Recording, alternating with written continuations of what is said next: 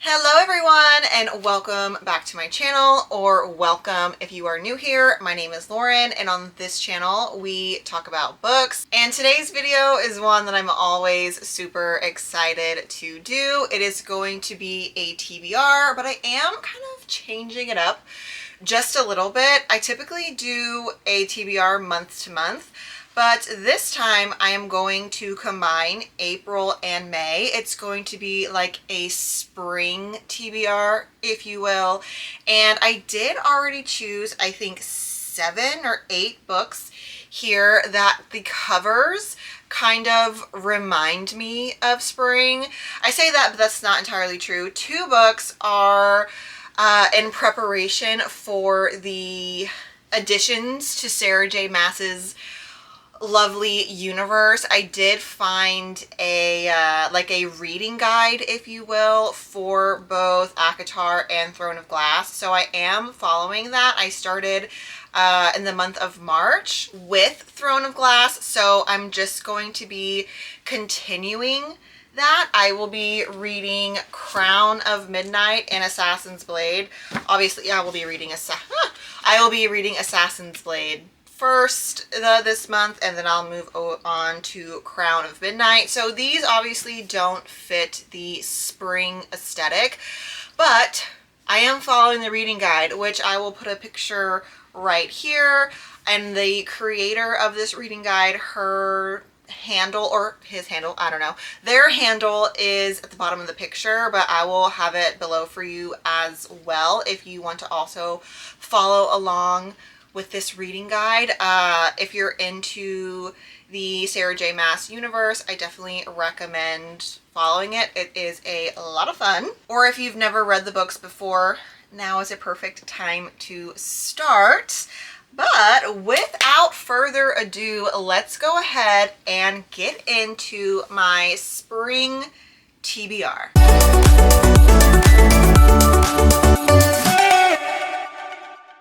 So aside from the Sarah J. Maas books, I have chosen 7 books that just call to me cover-wise for springtime. So let's go over those first, and then from the TBR basket, I will pull 7 additional prompts. So super busy reading in the month of April and May, so let's get started.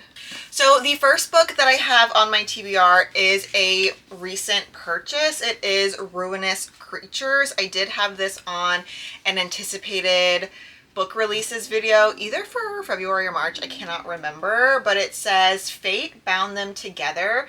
Power may tear them apart. In a sanctuary for magical creatures hidden deep within a valley, magic is born from the bones of extraordinary creatures. For generations, a privileged few have siphoned this magic by wearing the skulls of such creatures and wielding their power.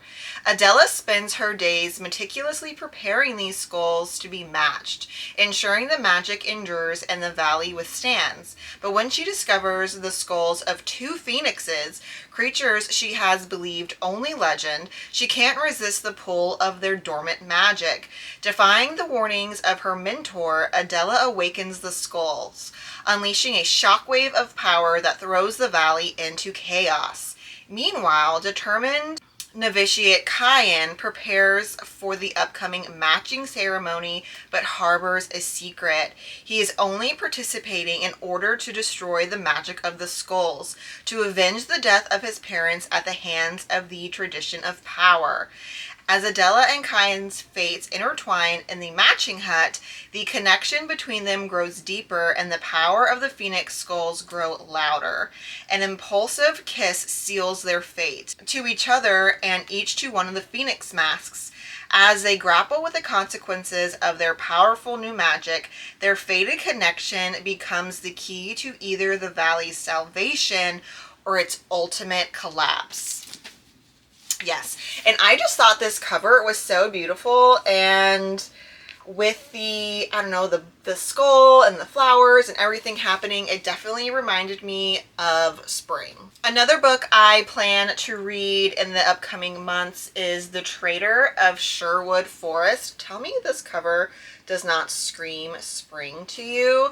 I think this is like a Robin Hood retelling. It's an immersive, sultry, heart-pounding historical reimagining of the Robin Hood ballads told through the piercing eyes of one of his spies.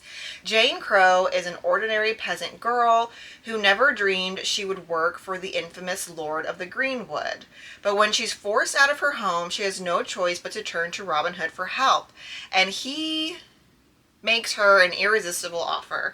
He needs a pair of eyes in the king's houses, and quiet, unassuming Jane will make the perfect spy.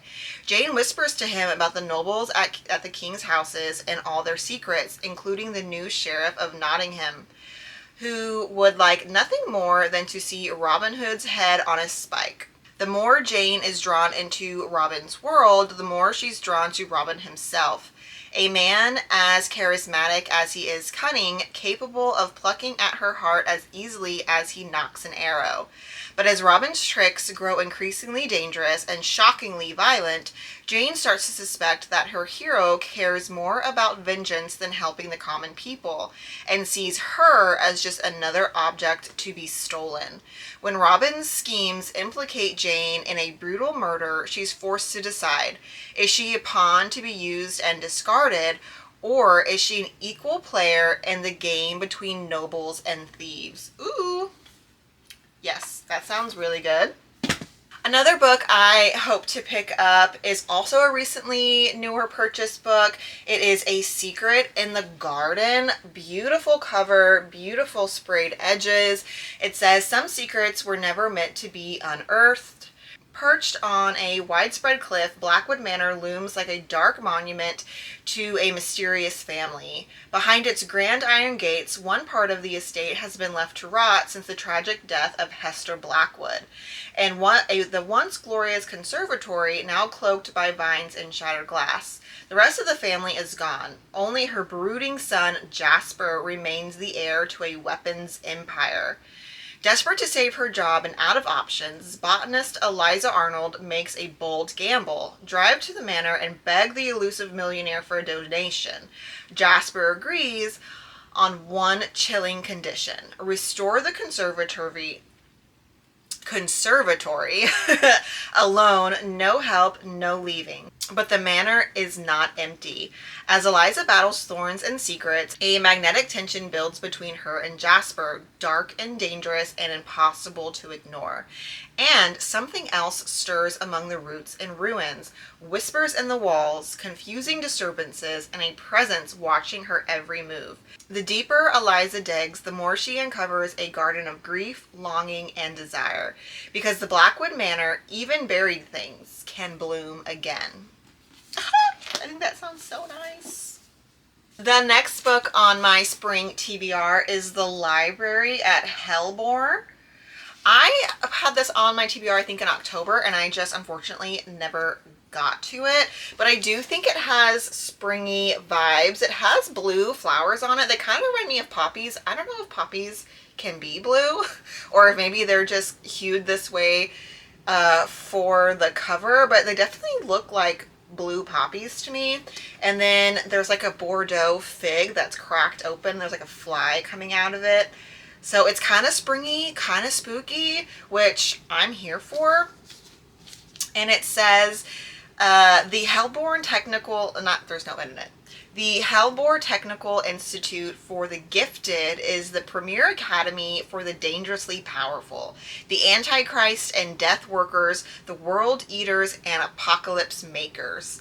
Hellbore promises redemption, acceptance, and a normal life after graduation. At least that's what Alyssa Lee is told after she's kidnapped and forcibly enrolled. But the Institute is more than just a haven for monsters. On graduation day, the faculty embarks on a ravenous rampage, feasting on their students. Trapped in the school's cavernous library, Alyssa and her surviving classmates must do something they were never taught to do: work together.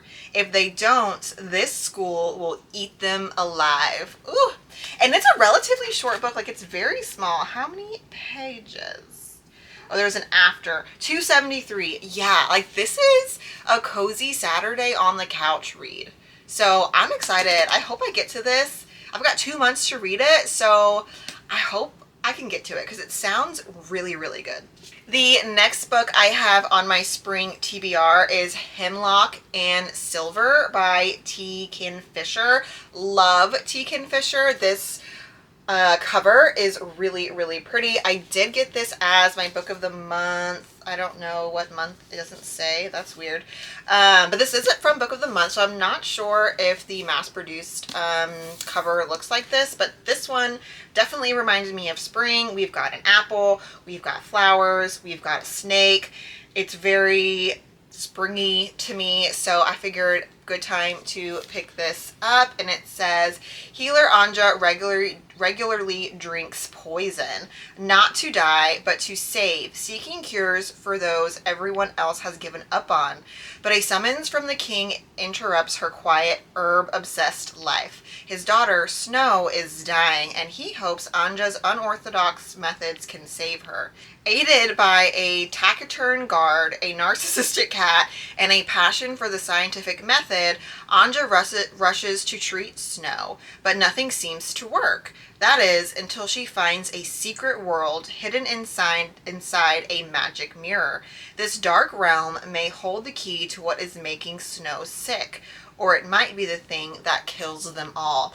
Is this like a Snow White reimagining? I know that T. Kingfisher is kind of known for, well, no, she's not kind of known for, she takes like fairy tales and twists them into kind of modern-esque stories of her own, but like the idea of the fairy tale is rooted into her story. And this one with one of our characters being named Snow, her dad's a king, she's sick, she needs a tincture to be cured. I wonder if this is a Snow White retelling. Wouldn't that be fun? If you guys know, let me know. Is this supposed to be a retelling? Because there is also an apple on the cover. So yeah, maybe it's a Snow White retelling. How fun! I didn't put that together based on the cover. But the synopsis sounds very Snow Whitey. I'm into it. The next book I have on my spring TBR is Lady Tremaine. This is obviously going to be a fairy tale retelling. I did get this from Book of the Month as well. This was my March Book of the Month, so I'm immediately putting it on my TBR. I'm pretty excited for this book, and it also does have springtime vibes. I mean, I feel like Cinderella in general has springtime vibes, you know? It says, the widowed lady, and it says her full name. We're just going to skip to the Tremaine part. Lady Tremaine is solely responsible for her 2 children, a priggish stepdaughter, a razor-taloned falcon, and a crumbling manor. Fierce and determined, Ethel clings to the respectability her deceased husband's title affords her, hoping it will secure her daughter's future through marriage. When a royal ball offers the chance to change everything, Ethel risks her pride in pursuit of an invitation for all 3 of her daughters, only to see her hopes fulfilled by the wrong one. As an engagement to the future king unfolds, Ethel discovers a sordid secret hidden in the depths of the royal family, forcing her to choose between the security she craves and the well-being of the stepdaughter who has rebuffed her at every turn. Exhilarating to its core, Lady Tremaine reimagines the myth of the evil stepmother at the heart of the world's most famous fairy tale. It is a battle cry for a mother's love for her daughters and a celebration of women everywhere who make their own fortunes. I think it is so interesting that we are getting a story from the stepmother's perspective, and we're kind of, based on the synopsis, we're kind of like changing the narrative of who she really was. I mean, I think everyone has seen Cinderella and, you know, the evil stepmother and all of those things. So whenever you think of Cinderella's evil stepmother, you think just that. She's an evil stepmother who has Cinderella, you know, doing all of the chores. She's not treated like a princess. You know, she's basically a servant in her own house. And so I think I just think that it's really interesting to switch up the story and provide a different perspective. I just think it's really interesting, and I'm excited to read this book. The next book I have on my Spring TBR reminds me of spring through and through, cover and story, and that is The Sun and the Star Maker by Rachel Griffin. I have talked about this book on my channel before, both in an anticipated releases and a purchase video. I think I bought this book in February, so if you have not seen my February book haul, go ahead and check it out. I do talk about this book on that I almost said episode. It's not really an episode. On that video. So The Sun and the Star Maker, it says, there was once a village so far north that most considered it the top of the world. And in that village, the sun fell in love with her star maker. This book just sounds so good. Nestled deep in the snowy mountains of the Lost Range, the village of Reverie is a small miracle. Beyond the reach of the sun, Reverie is dependent upon the magic of the mysterious Star Maker. Every morning, he trudges across a vast glacier and pulls in sunlight over the peaks, providing the village with the light it needs to survive. Aurora Finch grew up on tales of the Star Maker's magic, never imagining she'd meet him one day. But in the morning of her wedding, a fateful encounter in the frostbitten woods changes everything. The Star Maker senses a powerful magic within her and demands she come study under his guidance.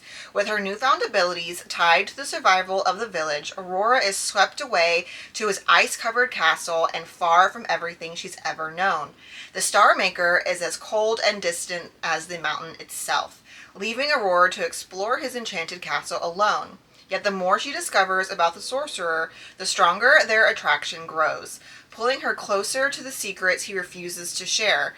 But a deadly frost approaches, and Aurora must uncover what the Star Maker is hiding before she is left in an endless winter that even the sun cannot touch. I just love that. What makes this book remind me of spring is because spring is the first season after winter, and this book kind of embodies both of those. It's like, if Aurora doesn't uncover whatever it is the Star Maker is hiding, then an endless frost will, condemn her village, and the Star Maker is responsible for pulling down the sun so that her village can survive.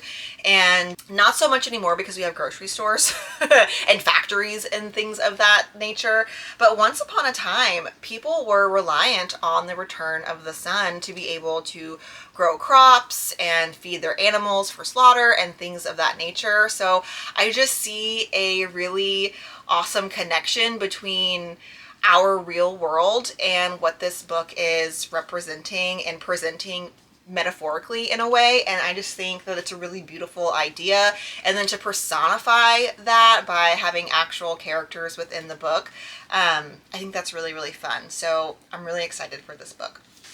Okay, so those were the 7 personal choices that I have for my spring TBR. Let's go ahead and dip into the TBR basket and pull 7 prompts to add to this TBR. I'm not going to enforce the criteria of like a springtime cover or whatever. I pretty much chose the ones that elicited springtime feelings. So this is just a free-for-all. These 7 picks can be any book, any vibe, all the above. So let's go ahead and see what we pull. A crown on the cover. So much fun. Let me look around and I'll be back.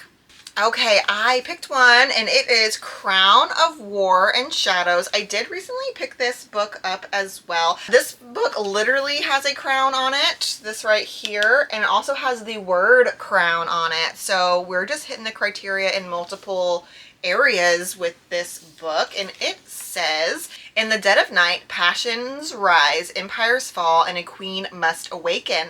Welcome to the kingdoms of the compass. The fulcrum is failing, and demons are slipping into the mortal world. No one is safe, especially not Sorrel, an orphan and an outcast within the walls of her small village because of her mystical abilities. She wants to survive and find somewhere she can call her true home. But fate has other plans. Sorrel has been chosen, cursed. She must cross the Badlands and return a queen's crown and convince the fearsome sovereign to save their world from destruction. Well aware she's no brave hero, Sorrel makes a dangerous deal with Merc, a brooding, commanding mercenary known only by his unscrupulous profession. The deal? A night in his bed that she will never forget in exchange for her self-passage.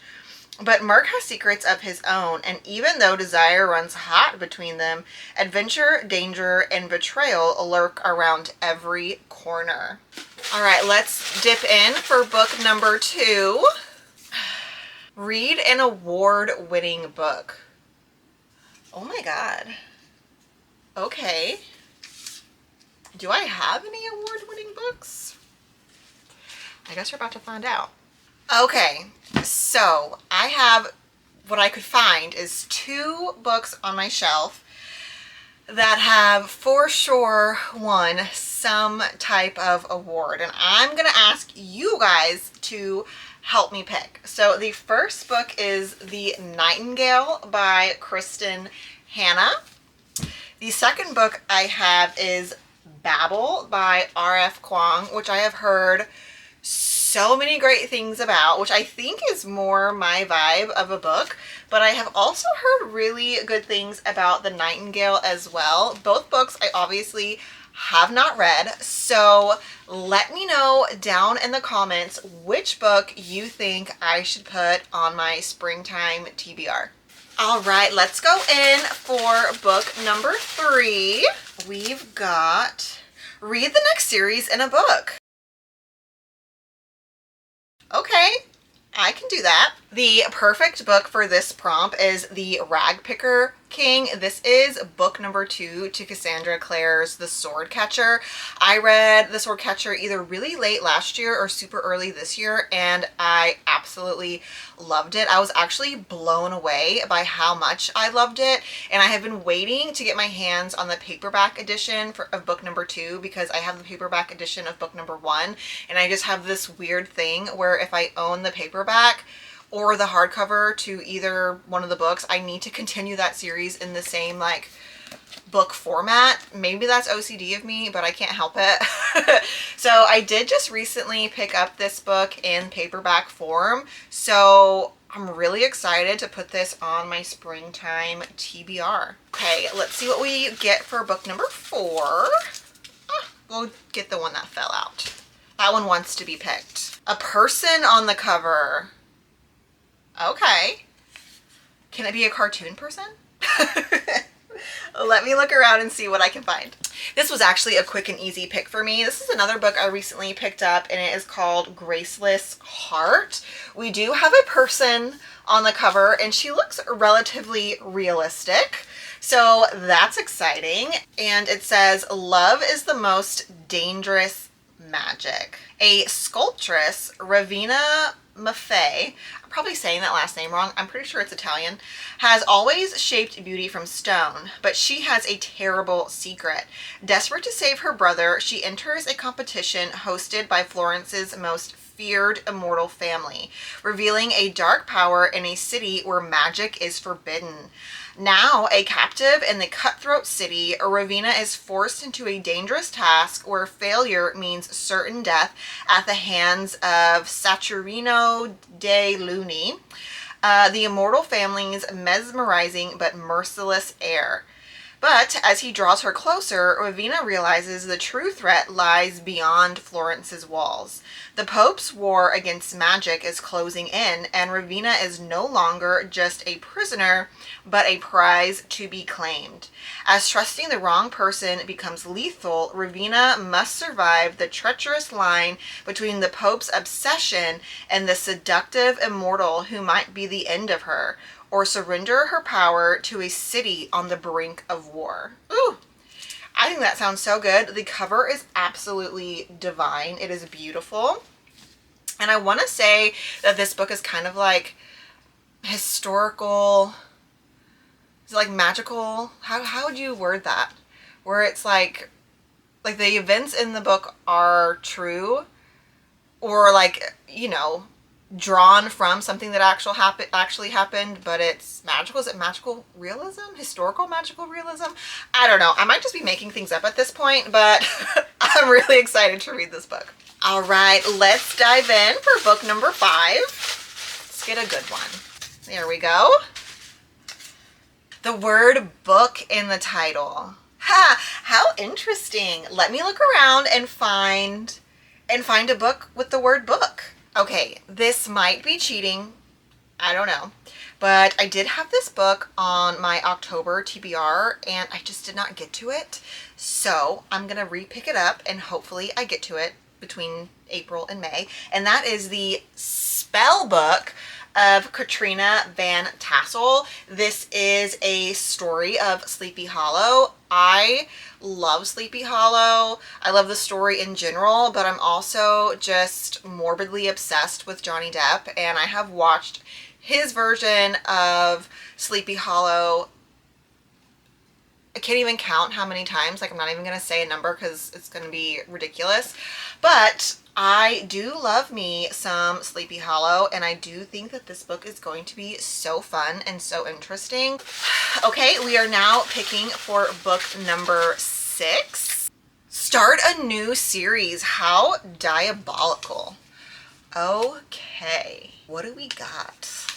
So I just double checked on Goodreads to make sure that this was the beginning of a new series, and it is listed as book number 1. So I'm going to use context clues and assume that there will be more. And that is Fallen Gods. I did talk about this book in my February book haul. I can't recall what the series is called. Maybe it's called Fallen Gods. I'm not quite sure. I will double check for you guys. It does say, they said the gods were myth, that the giants were only stories told around dying fires. They lied. The gods aren't dead. They're only sleeping, locked in mortal bodies, scattered across the world, waiting for the right spark to wake them. And my father is the most ruthless of them all. He raised me to obey, to bleed, to be his blade when the time came. Now he's sending me to Indir University, a place filled with ancient bloodlines and deadly secrets to seal. I don't know how to say this word. I talked about it in that video as well, but it's Thor's hammer, but I don't know how to say the word. The hammer of legend. If I fail, everyone I love dies. But Arik Erickson wasn't part of the plan. He's the enemy's heir, distant, dangerous, and the one person I can't afford to fall for. He's closed himself off completely behind a wall of ice. But the more I'm ordered to unravel him, the harder it becomes to remember where the lies end and I begin. There's only a mission I never chose, and a man I was never meant to love, standing between me and a war that will decide the fate of the world. But if I'm the spark, maybe he's the fuse, and the gods, they're about to wake up angry. Oh, that sounds so delightful. All right, you guys, we're going in for book number 7 to complete the springtime TBR. What are we gonna get? Mafia romance. Ooh, I have the perfect book. For this pick, we are gonna do The Wicked. It says he's the king of Mafia Kings. We do have dual POV between our male main character and our female main character, and it says, you're so gone beyond redemption and you can't even see it, Ilio. So from Ilio's perspective, he says, they call me the Wicked. I've earned that name with blood, silence, and the weight of every secret I carry. As the head of the Marino family, nothing slips past me. Not lies, not weakness, not fear. But when she enters my world, everything tilts. And our female main character, her name is Zara. And she says, I'm dangerous and I've had to be. I grew up with men who treated bullets like sugar cubes. I've risen from the streets to create the most notorious gang of thieves in the country. But after a job goes wrong, my crew and I are held captive by the wicked. And I'll do just about anything to take advantage of it. Even if it means working with the wicked and pulling off the biggest heist I've ever dreamed of. I'm dancing with the devil, and the cost might be my body, my very soul. But I'm willing to pay the price if it means I get him. Ooh, spicy. Okay, you guys, just to recap my spring TBR, very ambitious. We have The Assassin's Blade, Crown of Midnight, The Sun and the Star Maker, Lady Tremaine, Hemlock and Silver, The Library at Hellbore, A Secret in the Garden, The Traitor of Sherwood Forest, Ruinous Creatures, The Wicked, Fallen Gods, The Spell Book of Katrina Van Tassel, Graceless Heart, The Rag Picker King, Crown of War and Shadow. And don't forget to comment below if I should read The Nightingale or Babel for my award-winning book. Well guys, that concludes the springtime TBR. Let me know what you guys plan to read this spring. Are you doing just one massive spring TBR, or are you going to separate it between April and May? Let me know down below. If you haven't already, please consider subscribing. If you liked this video, go ahead and give it a thumbs up. And I will see you guys in the next one. Bye!